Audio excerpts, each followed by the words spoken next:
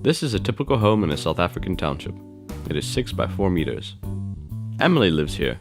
So do 3 of her children, her other children's children, and so do they. Nicole and her sister had nowhere else to go after their mother died of AIDS. They never knew their dad. Johnny was kicked out of his house after his mom got a new boyfriend. She wanted to start fresh. Chantel's mom left her with her grandma when she was 3 and disappeared. When her grandma died of TB, she came here. Natalie, along with her brother and sister, ran away from home after their dad tried to beat them to death while drunk. Emily earns just over 1,000 rand a month, and her story is not unique. Something needs to be done.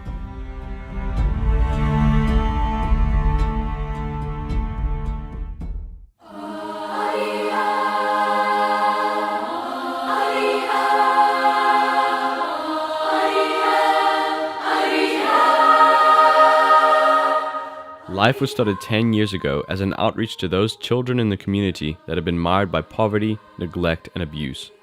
Today, it is a fully fledged ministry that reaches about 2,500 children 7 days a week with one goal in mind: to treat each child with the utmost love, dignity, and respect, just as Christ showed the world.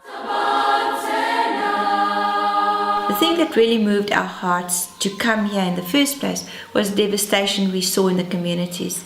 The abuse, to see the rape, to see what alcohol abuse has done, and devastation in the lives of the children. The ministry operates out of 8 centers located throughout some of the most poverty-stricken areas in George, South Africa. The ages of the children reached span from 0 to 18 years, and the programs are set up to cater for these age groups specifically.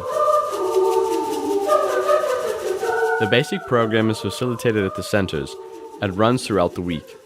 During this time, the children are given sound biblical teaching, basic education, life skills training, a healthy meal, and most importantly, love. One of the things that really moved our hearts was the state of the little ones. They didn't know themselves, they didn't know the basic things that we teach our children at home, like colors and counting and ABCs. So we started a basic preschool program.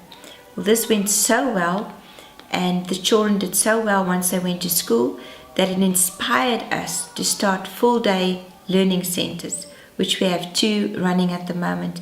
In these learning centers, we take care of the little ones full day, while the older siblings of child-headed and child-run families can go to school, and parents can go to work and care for their children. We feed the children after every program. They get a hot meal. Some of the children, that's the only food they get. At least we know they do have a hot meal. At least we know that night that they go home that they've had food to eat. Life also holds other programs, such as Back to School, a children's choir, weekly discipleship and youth programs, and clothing collection and distribution to those in need. We work with many teenagers from different communities, and I just love the teenagers. They're very exciting, they're a wonderful age group to work with, but the challenges that they're facing within their communities are just huge. Many of them are despondent when they first come to us, and the only way that we're going to meet the needs for each individual child is to involve them in programs that are going to give them skills and equip them as they grow older, particularly in their education. They need a lot of support when it comes to their schooling. Many of them are falling out of school simply because the home situations are just so poor that they're unable to continue with their education. And this is a whole package when we look at the life skills program. So we've really reconsidered our clothing ministry, our health and hygiene, and how we can actually meet their needs in those specific areas. It's terribly sad that they live in homes where there's no soap, there's no toothpaste, where people don't bother to clothe them. And once they have that need met, they have a feeling of self-worth and a feeling of dignity.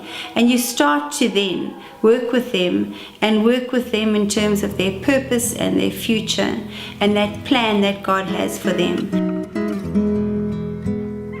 What is encouraging is as you walk down the road and you meet these children who are now adults, and they come up to you and thank you, and you realize that if it wasn't for us being there, that they would not be there. You see children who were sick and in need, who are now healthy and caring for themselves. And we're just so grateful to see this, and it makes it all worthwhile to carry on with the vision that God has given us. At the end of the day, it's about the children, touching lives and mending hearts. And it's doing what Jesus said to us to do, and that is love our neighbors as we love ourselves.